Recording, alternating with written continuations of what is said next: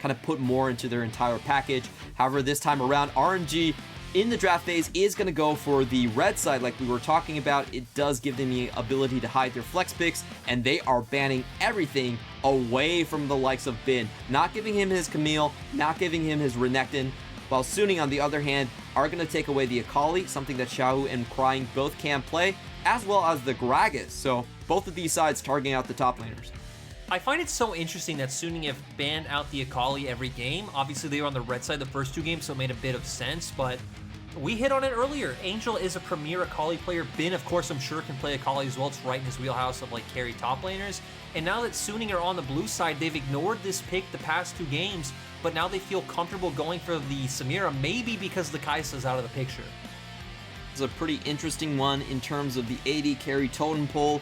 After Kai'Sa and Samira, we typically do see the Jhin being selected, and the Alistar does function more as a takeaway. You don't really want that knockup available for Samira to follow up into lane. We are still waiting for that one to be locked in. It is going to be taking away just the combo pieces for Samira Alistar, and RNG have their options wide open in the jungle position. Yeah, RNG definitely could just go towards something like an Olaf, which, as we highlighted earlier, Beishang has said in his opinion is kind of like the S-tier premier jungler.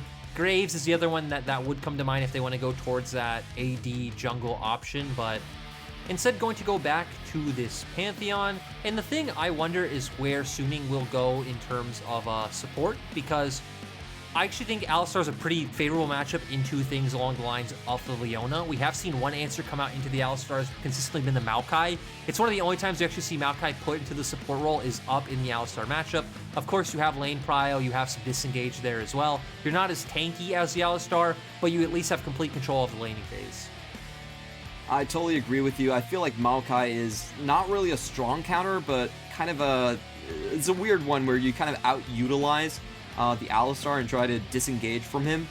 On the side of Suning, they are going to pick up this Aatrox. We do have to mention that this is something that Angel can play too, so it technically could still be a flex. SOFM definitely eyeing some of his champion pool. He has another wide open selection, and Nidalee has been on the forefront. She probably has been the highest priority out of any of the jungles that we've seen so far, especially coming from guys like Xun, from Kanavi, and SOFM is going to lock that one in. Also, just looking at Suning's comp so far, right, it has so much sustain. You have the Nidalee heal, you have the Aatrox coming in with the Gore Drink on the Sterix Gauge, you have the Immortal Shield Ball on the Samira, so Suning's composition already going to do really good in elongated skirmishes where they're going to be able to use all of this lifesteal their composition is building. For RNG, very interesting that they picked up in the Xayah in the earlier rotation. We didn't really talk about that. We have seen a bit of a resurgence of Xayah, but it's been a lot more into these compositions that kind of like what RNG drafted last game, where they kind of have this one punch, throw everything at you that Xayah Ultimate kind of counters and can just kind of shut down and play safely and still be a bit of a 3-item carry. Picking it up first rotation, I would say, is a bit bold, but RNG are going to go for that. They also have the Lilia, so the fact that you do have this more 3-item carry AD means you could potentially go for that Moonstone or newer build and just try to out-heal the side of Suning. I don't know if that'll work, though, with Suning's first 3 champions, but it is an option.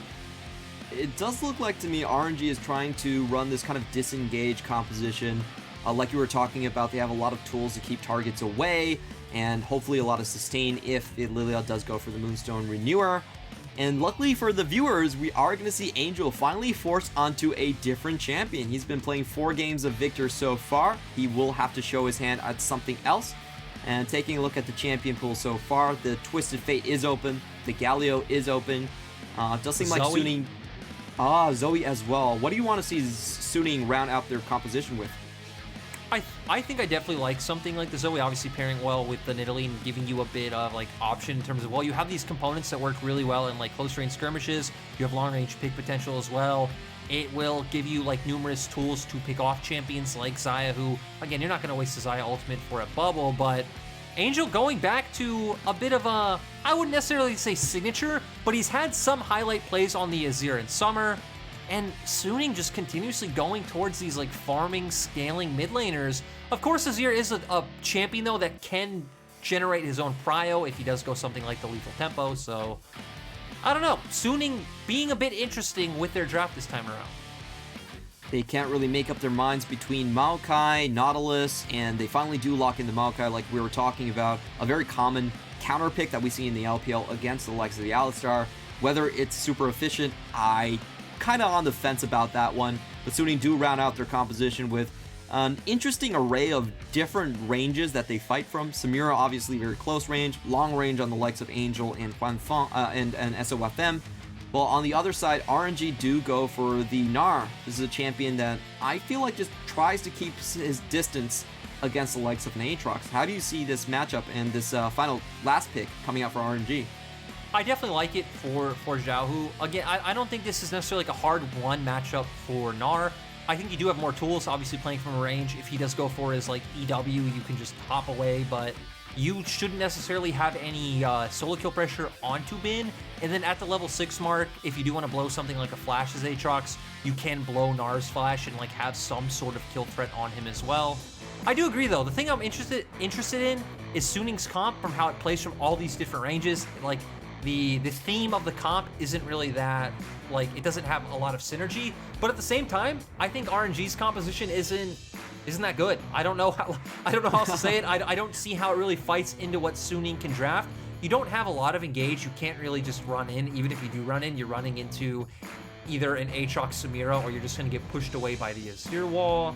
I guess you could potentially look for picks on side with Lily and Gnar, but there will be a point where Aatrox should just outduel the Gnar, so I don't feel like RNG are going to have too many ways to like push an advantage forward in this game. It looks like both teams have drafted rather long range, kind of slow compositions. Outside of the Samira pick, there isn't a lot of like hard go-go buttons on either side of these team compositions. They both have great tools to keep each other away, but not really to go in on each other, I guess is what you're saying. Yeah, and I definitely feel like Suning have like a bit more tools. Again, the fact that they at least will outrange RNG. If we get to the point of where we're just kind of both fighting over waves in mid 5v5, Suning should just be able to poke out RNG and like turn to control river. We are hearing the Jayos finally come in. Both Suning and RNG fans have had their say on the matchup. Now it's the time for the Colonel to have his say, and he's going to favor RNG slightly by 52% to 48% on Suning's side. And we are having a bit of a dance-off so far. I gotta say, Xiaohu does have the better moves right here. He seems like he has the better APM in that one, so that's gonna give the dance-off award is gonna go to Xiaohu. Xiaohu, again, a man of many talents, which is why we do appreciate him here on the LPL broadcast. But looking at these comps and kind of theorizing how these junglers will play out, I mean, when you look at Xayah Alistar, this isn't really a bot lane that screams, hey, we want to get things going, we need attention, so you don't expect Way to interact with that lane that much. Now, this is a cheeky play by Bin, actually starting out with the W and catching Xiaohu. He's going to get a great trade on the level 1. Yeah, but so great trade. Now the problem will be that, I mean, Xiaohu should be able to generate pressure on this first wave. He lost about 20% of his HP. Xiaohu now should feel a bit of safety knowing, hey, he doesn't have Qs, he can't really look to trade on me other than that initial trade, so nothing really going to change with the matchup. I think we would like to see Wei definitely play more around the top side, though he's obviously signaling he's full clearing towards bot. But for the side of SOFM, I don't think you necessarily need to create a lot of action. You do have gank opportunities, I'd say, in both side lanes. Obviously, you could always like use Maokai to flash onto Xayah early and set up for a spear. You do have gank opportunities in top, though I'd say less guaranteed between the hop and the flash from Gnar. Now, I think we have seen most teams do tend to play around the bottom side when they are running the likes of Samira. Maokai does offer a slight knock-up that she could follow up on through her Bramble Smash right there. And I just want to go and talk a little bit more about this Maokai pick because I find it super interesting. Mainly the Maokais we've been seeing are the AP Maokais with the Mandate, Imperial Mandate just for the extra damage. But to me, it always felt like it was a pretty situational sort of dot. You only get double damage inside brushes.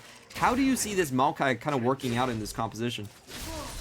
It's a pick that I've been very torn on myself. And again, in LPL, we've pretty much mostly seen it just picked into the Alistar, and I'm on the same wavelength as you, where I don't really think Maokai is like a hard counter into Alistar. You realistically can't go in on him. He should just out-trade you with base damages unless you're playing through brushes. So it's a lot more about just generating wave priority. Ooh, but that being said, we do see a flashing coming in from On, and a follow-up. They only get the heal away from Gala, so 2 summoners burn for 1. They do get lane prio, and with that, they are going to take away the scuttle away from Wei. So this is an interesting summoner trade. I like when teams really go for these asymmetric trades using summoners to get advantages. Yeah, and this goes back to what we were just talking about, that Maokai, you have a lot of pressure in the laning phase coming from your saplings, obviously.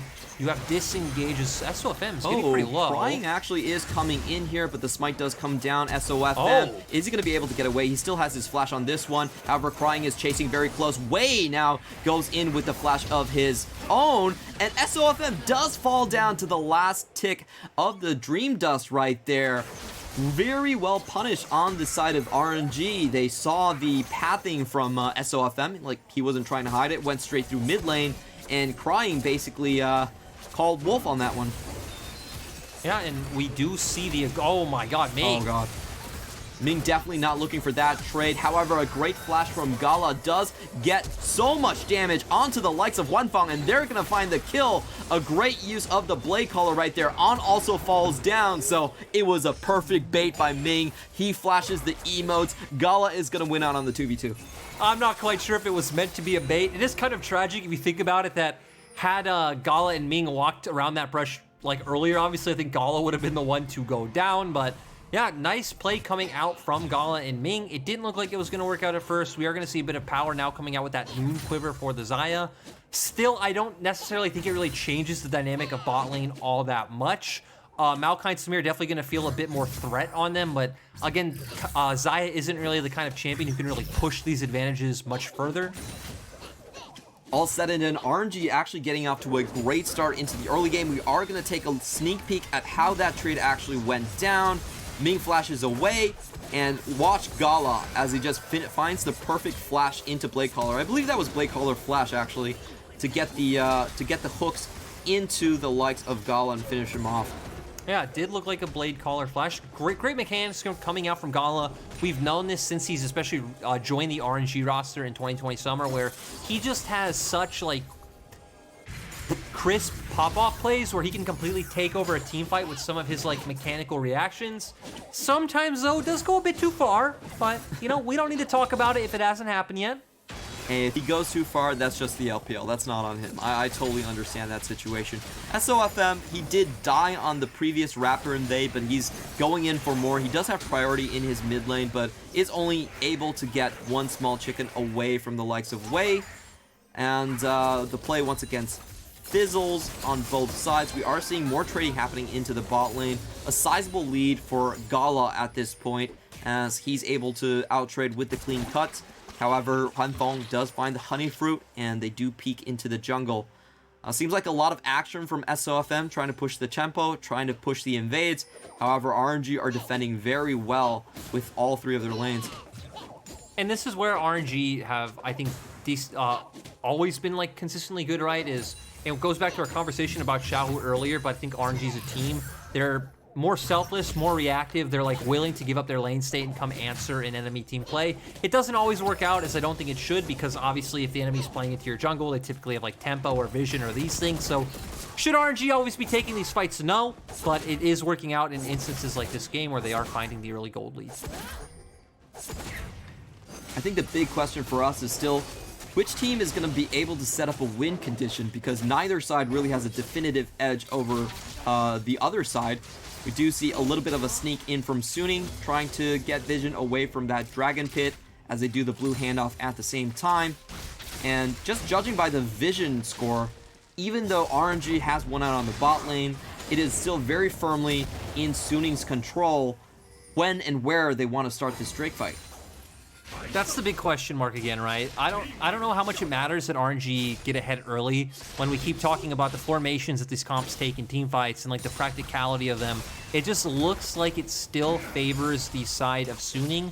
I don't think it's like as black and white as it was the previous game, to where RNG definitely still have some like power points. Obviously, the fact that Zaya's getting strong, Krine could always hit a massive ultimate. You have the rage bar. Like, there is tools there, but these aren't very guaranteed tools. They will take a bit of outplay, and I would even say in circumstances, some mistakes coming out from the side of Suning. Seems like it's all about execution in this one.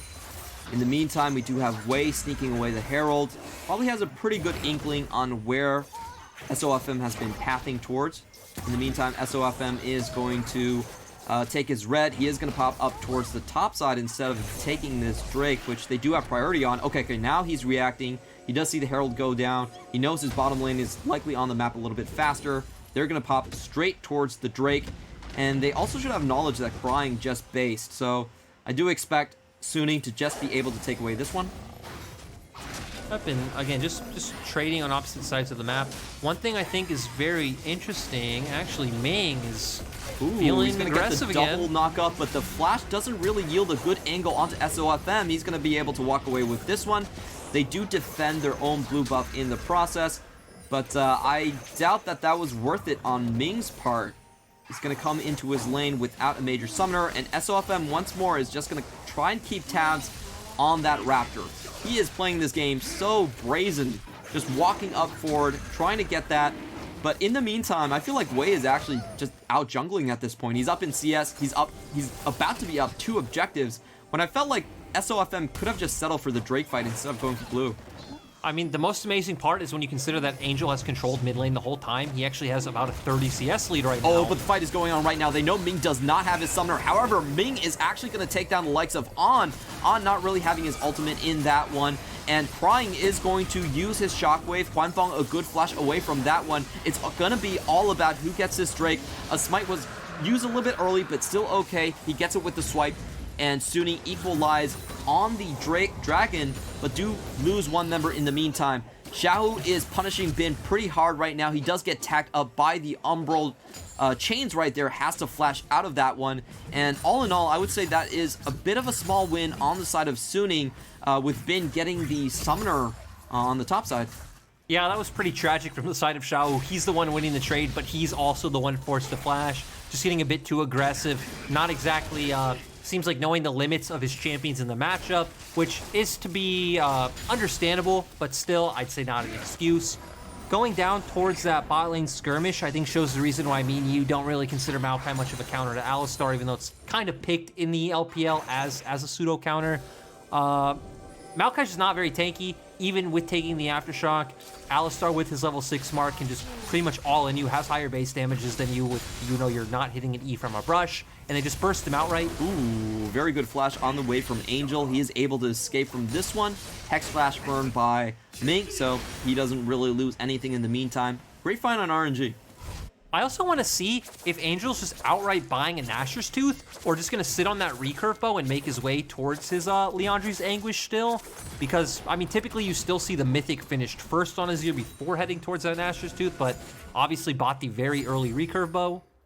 There's been some pretty nutty Azir builds that we've seen. I think the Luden's Tempest is still the mainstay, but we have seen first item Rylai's, we have seen Everfrost, and all different manners of mythics actually being built in the preseason on this one. So I'm super curious on how that one is going to pan out as well. In the meantime, we are going to see a pseudo 3v3 pan out here as RNG just push their lanes a little bit forward and do find an extra plating right here. I'm not sure if Wei was actually found out on this trade or not. SOFM has definitely been spotted, and we are going to see Wei just overstepping. He probably thought that SOFM has already left the scene, but he gets bursted down instantly. Gala can't find the Blade Collar stun onto SOFM, so even though the Ignite does go down, he's going to be able to walk away quite comfortably. Yeah, Suning are the ones to find the pick. Sadly, not really going to be able to transition this into too much. Maybe some bot side vision control, as we do see On making his way into RNG's jungle and getting a bit of a ward, but still nice pick. Again, it didn't look like Wei thought that SOFM would still be around, and Suning's bot lane especially just having a ton of burst, add a Nidalee Spear into that, and I mean, Wei was gone as fast as he was there, and now having no time for the Rift Herald, Wei is just going to have to drop it in his base. Also taking a look at the top lane itemization, we're actually seeing something quite different here. The Gore Drinker coming out from the Gnar. Typically we have seen the, oh my god, that was a massive spear. Typically we have seen the likes of the Divine Sunderer being picked up by the Gnar in the top lane, but going for something much more melee focused. What do you feel about this one? I'm still unsure. We actually did see this earlier today as well. I think Zoom built the Gore Drinker in that first matchup as well. I think in matchups where you aren't getting as much out of the like percent health damage, I could theoretically understand it. Maybe especially if Wei was going to go for that Moonstone Renewer build, but I would think Divine Sunderer would just outright give you more straight up damage and DPS throughout the game. Yeah, definitely has seen that one, but we do have to remember the buffs have been, a lot of them, towards the Mega Gnar in the recent patches, with the lowered cooldown on the wall up, the extra attack speed as he does the jump into transformation now. So, you know, maybe these players are trying to feel out different builds, and of course, Gore Drinker is still OP. We also need to remember that Gore Drinker was nerfed, and though I don't feel like the active damage nerf hurt it that much, the one where the heal now is calculated sequentially on multiple targets, I think does feel pretty bad because you're healing a lot less since your heal is off of the your percent of missing health. So you're not healing as much when you like get the 4-man Gore Drinker proc as you were, say, last patch. I have to admit though, I didn't feel that nerf whatsoever watching Zoom play that champion. Was there actually a nerf? I'm not sure there was. To be fair, Clement, there were also, I guess on the Gnar we didn't see it, but when he played the Aatrox, I'm just saying, there were 4 Ocean Drakes, Moonstone Renewer Lilia. I mean, that is true. He had a perfect scenario. He did have a pretty good time in that game. Pretty good time. As we are talking about the Gore Drinkers, Aatrox definitely going to pick that one up as well. And this is going to be a free Herald towards the top side of Suning. Wei is nowhere near the map on this side. He's going to go for the Drake instead. The Mountain Drake has just arrived, and it just looks like a straight trade of objectives between these two teams. Which side do you think actually comes out ahead here?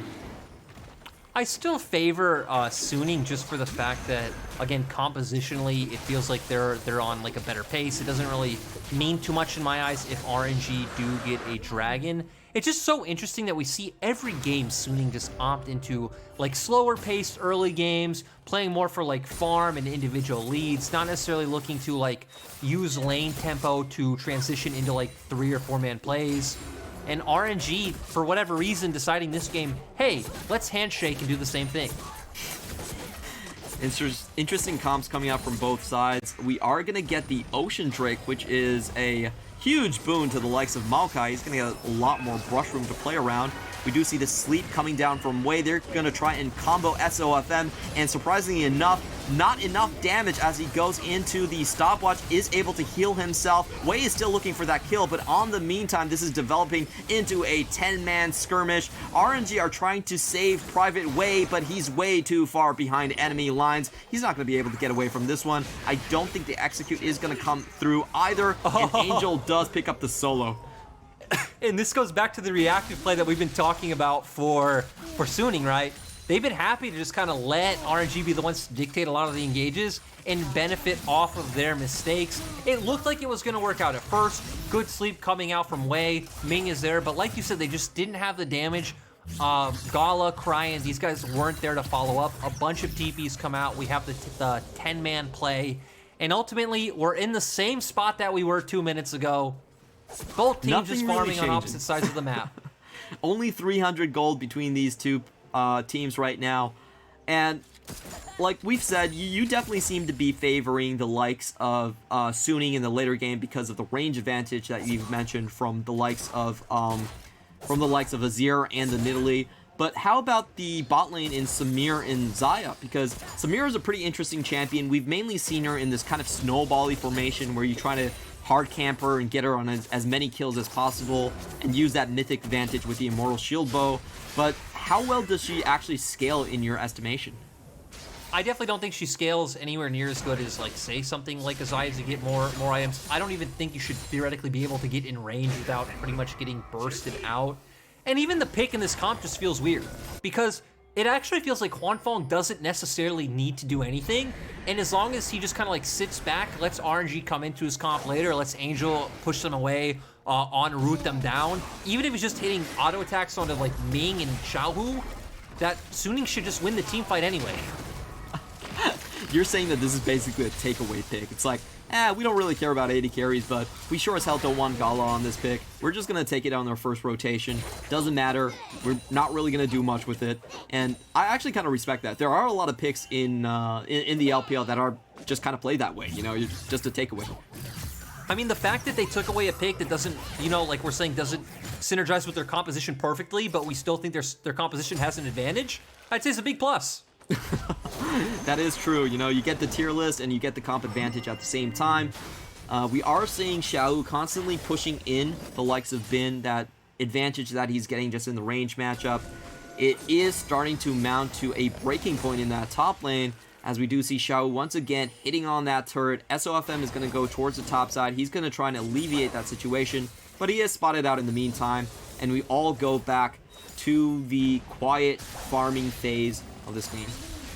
I also like that Suning are contesting this topside Scuttle Crab while still having complete control of bot side river vision, so Suning still taking control over the whole map, and I feel like a lot of it's also coming off of this pressure from Azir, which we haven't really been talking about. He has kept Cryan pushed in all game long, and it is one of the benefits of Azir. Even though you are this kind of late scaling champion, you do just have so much control and priority over the mid waves. Maybe we're finally getting action. Nope, Clement Chu, we are baited once again. We're really wishing for a standard LPL game. There should be at least 15 kills by now, but we're only sitting at 6. A lot of slow picks in this meta so far, and we do see the build finally completed from Angel. He did go for the Leandri's Anguish first, and then pivoting himself into the new Nashor's Tooth. No cooldowns on this one, but does do a little bit more damage on the item in Season 11.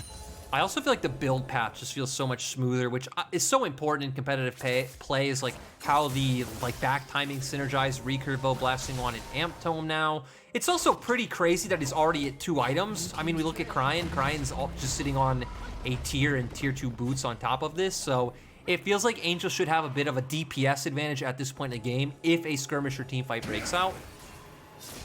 Definitely agree with you this one. And now with the top lane tower being taken out by the likes of Xiaohu, I do think both teams are going to gravitate more towards this Drake fight.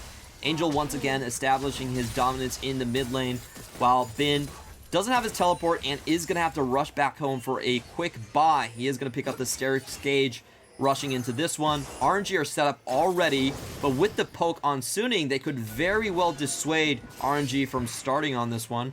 It is going to buy enough time for all 10 members to arrive, and I think the fights are finally going to erupt. We're going to get what we paid for, what we all came to see. SOFM almost gets the steal right there. The ultimate is blown by On, and Bin is going in onto the likes of Ming. Does force the flash. Bin goes over the wall, but he is 1v4 in this cubby. It's going to be a little bit dicey for him. He is able to get back over the wall, and RNG win out pretty nicely on this one. They take away the 3rd Drake in the ocean, and all of their members are still kept alive. They kept most of their summoners outside of flash for Ming, which doesn't really matter. I'll be honest, it looks like Suning are just getting bored. I mean, RNG took the dragon. You have no real way of engaging. Bin just jumps forward and says, you know, I don't care. I also want to see something happen. Can't find anything. RNG just walks away scot-free. That was extremely anticlimactic, and I was actually going to predict, watch, Clement, these 2 teams are just going to stare each other down. Nothing's going to happen, but hey, the Colonel is firmly in the side of Team RNG. The Colonel definitely feels like he favors RNG overall. We've seen in Game 1 and Game 3 both times, giving almost 70% odds over to RNG. I guess my question for you is, since we're settling into a long one, do you think we're going to break the record again? Do you think we're going to have another longest game of the LPL? My prediction for this one is we're going to randomly hit... Well, RNG are going to get the soul point, and then Suning are going to opt into fighting them, and then 9 people will die, and then the game will continue, so yes. Okay, Lyric Damus, we are going to go by that prediction. It's going to be 9 kills in a team fight, and we are going to hit the longest game of the LPL. I'm just Boys kidding. and girls. No, we're not. I'm walking that back. I'm sitting on the fence. This game will probably end around 35 minutes. I don't know why I'm predicting this. I don't know why Clement Shu is pushing me to do this, but if you're a new viewer here, he's the famous coach of Season 4 Ninjas in Pajamas. We let him do what he wants on this broadcast. Thanks for the leeway that you're giving me right here, but I just wish that some action would finally happen. Xiaohu actually getting a pretty good trade. He's going to dance away from that one. And I do have to mention that Xiaohu is actually 3 kills away from joining the 2,000 kill club in the LPL. We've been waiting for that lower third to pop up, but we never got the chance since there's been no action whatsoever coming in the top side. He will join the likes of Rookie, SMLZ, and Uzi if he does secure those 3 kills this game. Also so weird that, thinking about it, that Xiaohu is going to secure that milestone as a top laner, like, out of anything else. But, hey, Game 1 was a good step towards getting there. Now it'll just be interesting to see if they do get there this time around. And I guess something we can hit on is just talking about items a little bit, since we haven't really, is that Sterix Gage also got a change out there for anyone who doesn't know.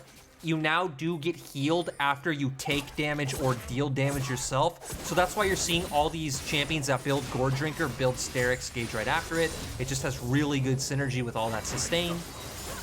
Oh, I just think it's a banger of an item. Angel actually getting a lot of HP taken away by Gala right there. Great trade on his part, using the ultimate very aggressively as well. Angel, however, is able to hold on to his flash, and in the meantime, Xiaohu once again bullying into the bottom side. Is going to just use that range advantage to the maximum, and this is going to be the second tower that he's about to take down. RNG definitely shifting gears and going into a 1-3-1. And they're punishing Suning, you know, like, so much. We do know Suning's composition much more about these 5v5s that we've set up, right? Contesting mid-wave, laying down the poke, you have the engage, you have the disengage, you have all these tools available, but RNG aren't letting them do that. And we saw this in Game 1 where RNG just kept running Suning around the map and kind of playing this macro game of pushing waves, control vision. I don't know what Angel's TP was, but he gets blue buff. That was a bit of a head scratcher. It wasn't me with the question marks. It was RNG, as they definitely saw that teleport go down. Kind of interesting, maybe looking for a couch onto the likes of Crying, who is just in the top side, but he doesn't get that at all, and it's a pretty big waste in terms of a summoner there going down for Angel. We have been seeing that it has been Huanfeng and on the ones in the side lanes, like picking up like stray farm and stuff like that, so you wouldn't really see him use it necessarily for a side lane play, but now if action does break out, you're not going to have that, and you were just able to walk to mid anyway, so yeah, we need to be critical here. Big blunder by Angel, that was not good, but hey, we have Dragon up in 28 seconds, and the fact that we have Dragon up and Suning are actually on the map this time means they might be able to find the fight they want. And in this setup, I do see On actually getting a lot of damage down right here. It is the Ocean Soul, so the map is covered in brushes, especially around this ridge where everyone is trying to contest Dragon. He does have the Imperial Mandate done already, and Suning are doing a pretty good setup, hiding themselves on the backside. They don't have to go into River necessarily because they do have the range advantage. However, RNG are going to try and draw them out. They're going to be the ones on this objective first. They are chancing it. We do see the flank from Suning. They're trying to collapse on multiple angles, while RNG are keeping themselves open to potentially retreat from the flank. Xiaohu goes and gets a flash out of Angel. Kind of a weird play there, but SOFM actually steals the Drake away.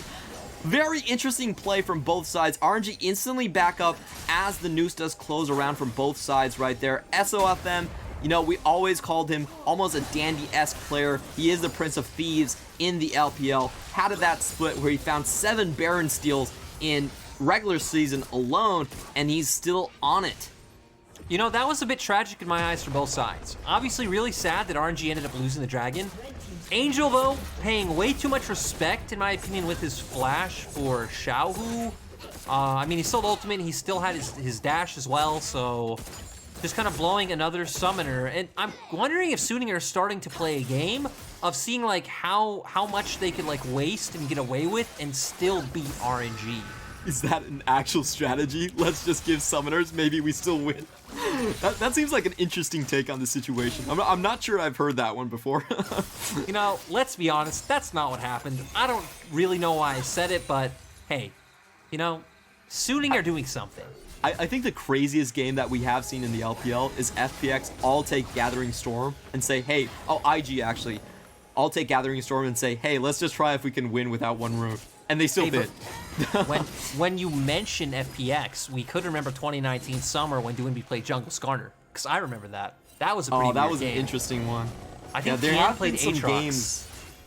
Oh, I remember that. There have been some games in the LPL where one side is just like, I can skill check you so much that we're willing to actually just experiment in this BO3. It doesn't really matter.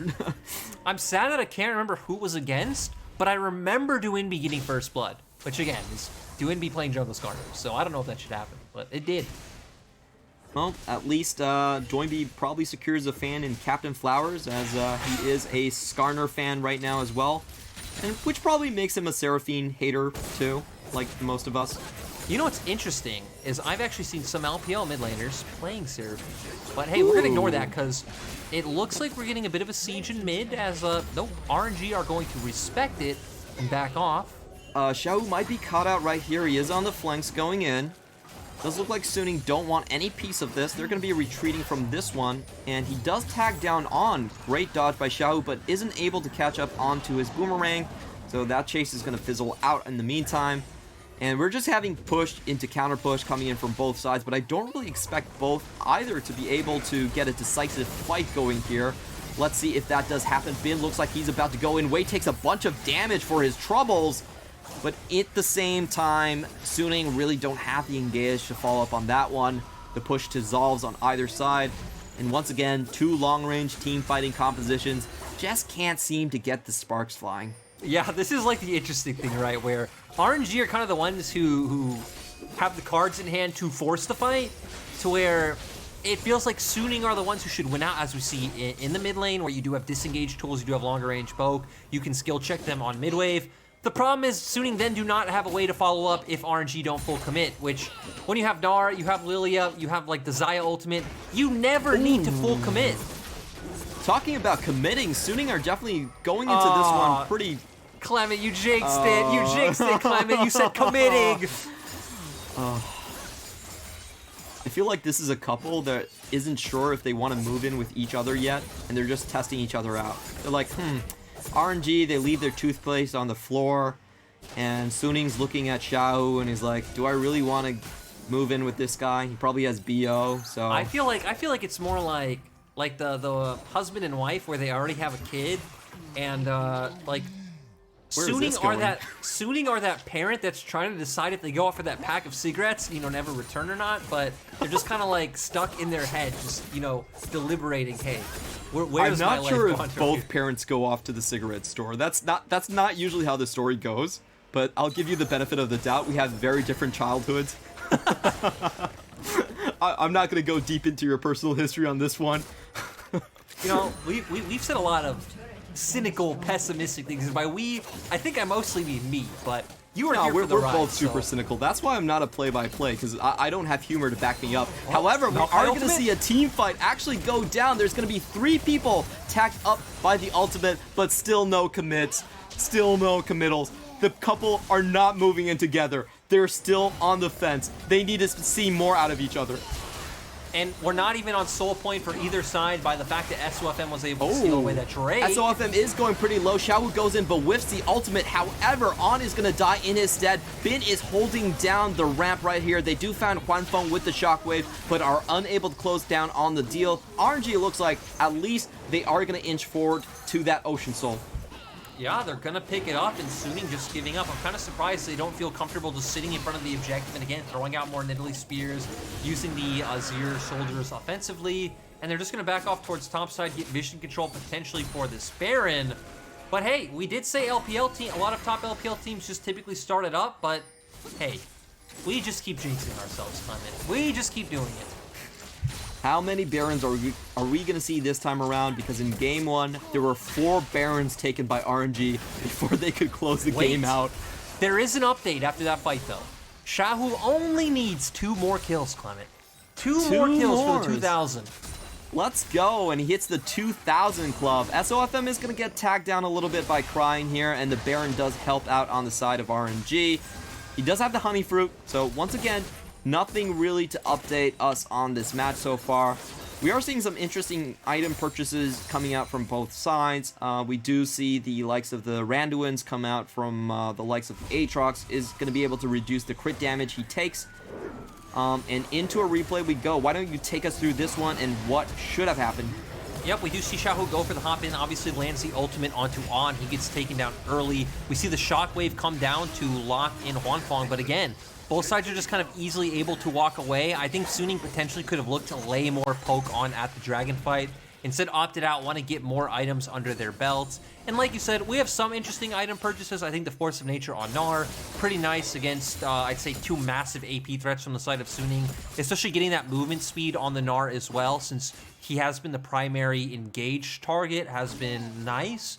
I'd say most other items across the board have been stock standard, and we are at the point where Angel's almost at the Rabadon's death cap. For anyone who doesn't know, the price of the item has increased dramatically. It now costs 3,800 gold, which is why we typically don't see it until that fourth item point now, to where before it could have been a viable third item choice. Even second if you were, you know, a little bit gangster. A little bit gangster. I love the description right there. If you want to be a gangster, build a death cap. That's a quote from Jordan here on the broadcast. Hey, I remember when the whole, like, you know, Morello discussion was going on, Morello Leandries, I just kept saying on the LPL broadcast to buy Rabadons. Which should make sense to the argument, but chat did spam Rabadon salesman, so... I think that's super interesting. That's such a Hegelian way to get out of a conflict, you know? You have one side, you have the other side, and then you find the middle point that kind of transcends the entire argument. Actually, it isn't either option. It's been the Randuin's death cap this entire time. But talking about that item, we do see it much more as sort of a cap to the build, because with the price increase, the value hasn't actually gone up that much, so it's actually just a straight drop in terms of efficiency for that item. You still get a lot of raw power out of the item, but not as much efficiency, so definitely you want to build it later on into the game. Still serves a great function as sort of an item capper. But I think with the Zero, you do have a lot of AP ratios, and it might change the equations on that one. It is also just, you know, also important to note, when items are too expensive, a lot of times it is just better to hit earlier item breakpoints and, you know, be able to have more immediate power in a lot of these team fights. That wasn't too important this game. We haven't had too many team fights, but... Oh, TP coming in from Angel. He's probably finally gonna do something in going on to the chase for Xiaohu. Xiaohu does get slowed up, does get pushed back. He's gonna go into Mega Gnar, but it's going to evolve into a 2v2 right here. Crying is going to join the fray. Angel does get knocked up on the wall, and the combo goes down. The Gore Drinker comes down, and Xiaohu does pick up a 700 shutdown gold onto the likes of Angel, who's been farming up a storm this entire game. And, I mean, Xiaohu's just too tanky. We see that Angel doesn't have anything like a Void Staff or anything to, like, bring down his resistances. We talked about that Force of Nature, which he picked up, which obviously extremely efficient against something along the lines of the Azir. Krine coming in as well, nice for them to find a pick. And we're going to see RNG force a Baron play after that. Ooh, still 32 seconds onto Angel, and he doesn't have the TP anymore. However, the poke coming in strong on the side of Suning. They find a spear onto Gala, takes him down to half HP, and we do see the ultimate going down for On. Suning are not going to let this one go. Oh my god, SOFM actually steals the Baron!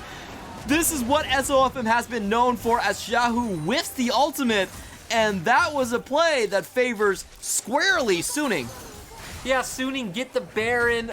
Again, I don't know how SOFM does it. Crazy coming in with these steals. On the bright side for RNG, Nidalee's not alive. RNG will be able to get the Ocean Soul, so you could look for more teamfight power coming in, as Xiaohu not going to get caught out. Does take a bit of damage, but Crying is doing a very good job making sure that his other mid laner can survive the burst. And just like you said, RNG is going to take this one down for free. No one really here to contest on Suning's part. Ocean Soul does go over to RNG. However, with that Baron buff, how do you think this changes the dynamics? Xiaohu is going right in for some extra action. Ming is on his side. And Angel, who's looking a little bit flustered this game, is still going to be able to walk away. It's going to be interesting, right? Because now RNG obviously have more fighting power, to where the siege potential is going to come out for Suning. We will get a replay of this first, though, as obviously the wall comes in. And again, Xiaohu is just so tanky at this point. Angel's not really going to be able to deal too much damage from him. Nice ultimate coming up from Xiaohu, chained with the Cryan ultimate as well. And then SOFM going for the steal with the javelin toss. Does flash in as well and hit the smite. So overall, nice play from SOFM. Again, we're going to start seeing a dynamic of where I expect Suning to start grouping up and looking for the siege potential that they can lay out. Again, their comp does have a lot of disengage tools to try to dissuade RNG. And I expect RNG to play out the 1-4, let Xiaohu get pressure on his own, and then potentially turn towards the mid lane and look for that engage with the Mega Gnar. I love that play from SOFM. He basically threw out the javelin toss as a hypnotizing move. Everyone was looking at the spear, and he flashes in the meantime before the spear connects to take away the Baron. It is all about the mind games at this level. Very well done on SOFM's part. Always a pleasure to watch the master of mind games himself. I will once again remind everyone of at Worlds when he did just stop recalls and spam emotes, you know, right under enemy turrets. That's always what you want to see out of SOFM. Style of me, his full name going right there. And keeping a track on Xiaohu's kill progress, he is 1 kill away. He's going to be from a Gen Xer to a Gen Yer pretty soon right now. He's sitting on 1,999 kills in his LPL career. And again, with Elder coming up in less than 4 minutes now, we're definitely going to get to a point where kills are going to happen again. So, you know, that's good news, not only for Xiaohu's, you know, record, but for all of us. But right now, it's just all about controlling vision. With RNG's kind of immediate teamfight power, they do feel comfortable just kind of walking up to mid-wave and threatening Suning, despite the fact that Suning do still have some Baron buffs. Yep, and it does seem like RNG are once again positioning around this mid lane. They do have quite a lot of catch potential now that I feel like Xiaohu can just walk in on the enemy team like you were mentioning. No one can really punish him, and if we're looking at the player gold right now, he does have a sizable advantage over his opponent in Bin. I believe the most gold in the game right now on Xiaohu, as he has been split pushing almost this entire time. Yeah, and it feels like we actually might be at the kind of threshold where it just might be too much, right? I feel like there were a lot of opportunities that Suning had in mid-game where they were definitely stronger than RNG. We saw Angel just completely dictating the mid-game with the mid lane. He had push, he had like a 50 CS lead, had a full item advantage, and Suning were just kind of sitting on it, not doing anything. And now you've gotten to a point where Xiaohu has gotten so tanky. I still think, you know, in potentially a 4v4, they can win out if, say, Xiaohu's pushing a side lane. But if Xiaohu joins any fight, I just don't think they necessarily have the damage to kill him before the rest of RNG take out Suning's front line. We also have to mention the Ocean Soul, which is going to be massive in these fights. Suning doesn't really have enough engage to actually lock down a single target anymore, so a lot of RNG members are going to get massive value out of that Dragon Soul. It just seems like, as you were mentioning, Suning really didn't do enough in the early game to kind of dissuade what RNG were moving up towards, and as I'm looking at this late game, even though Suning still have the range advantage, it seems like the split push advantage coming in from Xiaohu may be a little bit more important. And let's also mention that Imperial Mandate Maokai, not a champion late game. You do not do anything. You are not tanky at all. You stand in the front line. You are gone in like 2 seconds. Your saplings don't really hurt as much as it did in the early game now that everyone has some resistances or life steal in their kit. So you're pretty much just a warm body to stand in front of your carries and, you know, pray to the gods that they kill the enemy first. We are going to see some action as SOFM does pounce in onto the likes of Xiaohu. Xiaohu, however, is going to take none of it. He's going to walk up straight onto the likes of SOFM, and SOFM has to pop his stopwatch in a very unfavorable position. Xiaohu does hit his milestone for 2,000 kills. Congratulations to Xiaohu, 4th in the LPL, and he still wants more. He's going to go in. They're going to find Bin underneath the tower, but Bin has a lot of sustain right there, and this might be the comeback play for Suning. Never mind, On falls immediately after he connects the crowd control with Wei, and RNG are going to take a 2-man advantage in this mid lane push. And RNG can honestly probably push all the way to an inhibitor. They do have a 5v3 advantage on the map. They can look for a dive. And the push is going to come out from Azir just to make sure the carries can't follow up onto that play. Really good sleep by Wei. Does find the likes of Angel. Huanfeng in 1v3, but he can't do enough damage. The Ocean Soul is ticking. No one is going to fall down. that ends in total disaster for Suning, and it just feels like Suning did not want to retreat. They kept hanging on, and that is going to cost them the series. 4 members down on Suning's part, only Bin left to defend this one. Actually, members are flooding back onto the map right now, but it's still going to be a 3v5. Very difficult. Xiaohu knocks them back into their own fountain, making sure that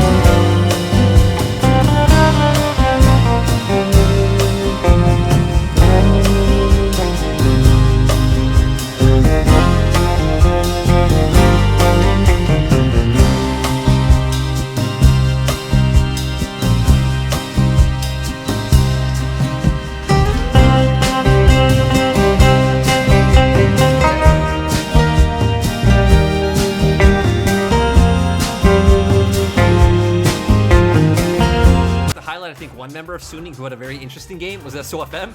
SOFM obviously having a lot